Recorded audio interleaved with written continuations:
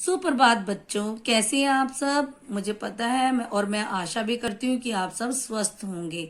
तो आज मैम आपको आपकी नैतिक शिक्षा बुक का पाठ 10 ईश प्रार्थना पढ़ाएंगे। ईश प्रार्थना में हम उस परम पिता परमात्मा प्रभु ईश्वर से क्या प्रार्थना कर रहे हैं। तो क्या प्रार्थना कर रहे हैं?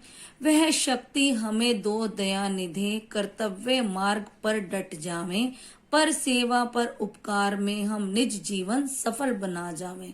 हम क्या प्रार्थना कर रहे हैं कि हे प्रभु, हे दयालु कृपालु दया निधान प्रभु, हमें वह शक्ति दो, इतनी शक्ति दो कि हम अपने कर्तव्य के रास्ते पर डट जावें, अर्थात डटे रहें। हम कभी भी डरे या घबराए नहीं और कर्तव्य मार्ग से हटे नहीं। पर सेवा पर उपकार, पर सेवा अर्थात दूसरों की सेवा और दूसरों की भलाई में हम अपने निज जीवन को सफल बनाएं, अर्थात उनकी सेवा और उपकार करते हुए हम अपने जीवन को भी सफल बनाएं। हम दीन दुखी निर्बलों विकलों के सेवक बन संताप हरें, जो है अटके भूले भटके उनको उतारे खुद तर जावें। अर्थात जो दीन दुखी, जो बहुत दुखी है, निर्बल है, उनको हम उनके भी सेवक बनकर उनके सब संताप दुख कष्ट को हर लें, और जो है अटके, जो भूल गए हैं अपने कर्तव्य मार्ग को, अपनी शक्ति को, उनको भी तार दें, उनको भी उनकी शक्ति का एहसास कराएं, और साथ में उनके साथ साथ हम अपने जीवन को भी तार लें और सफल हो जाएं। अगला है, हम खुद खेलें संकट झेलें, कर्तव्य क्षेत्र से हटे नहीं, हो सिर पर विपदा पदे पदे, भू गगन भले ही फट जावे।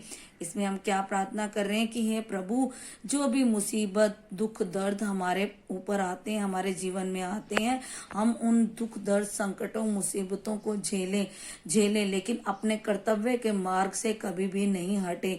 हमारे सिर पर चाहे कितनी भी मुसीबत कष्ट आए, चाहे पदे पदे हर पग पर हमारे ऊपर कष्ट आए, ये धरती आसमान भले ही फट जाए, लेकिन फिर भी हम अपने कर्तव्य पथ पर डटे रहें, उससे हटे नहीं। निज आन मान मर्यादा का प्रभु ध्यान धरें, अभिमान रहे जिस देश जाति में जन्म लिया, बलिदान उसी पर हो जावे। हम अपनी आन मान मर्यादा का प्रभु अभिमान रहे, हमें उस पर हम स्वाभिमानी रहे, हम अपनी मान मर्यादा का पालन करें, और जिस देश और जाति में हमने जन्म लिया उस देश और जाति की रक्षा के लिए चाहे हमें अपने जीवन का बलिदान ही क्यों ना देना पड़े, हम अपने जीवन का भी बलिदान करें। हे प्रभु, हम आपसे यह प्रार्थना करते हैं। अब मैम आपको इस पाठ के प्रश्न उत्तर भी करवाएंगे।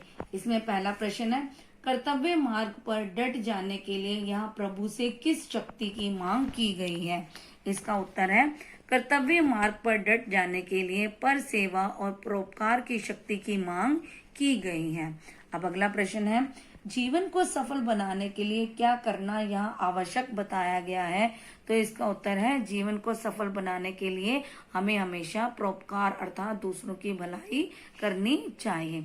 अब इस ईश प्रार्थना कविता का क्या भाव है वो मैम आपको बताएंगे। इसका भाव ये है, परमेश्वर से प्रार्थना है कि वह हमें ऐसी शक्ति दे कि हम अपने कर्तव्य का पालन करने में सावधान रहें, हमारा जीवन परोपकार से भरा हो तथा हम अपने और समाज के कार्यों को ठीक प्रकार से कर सकें।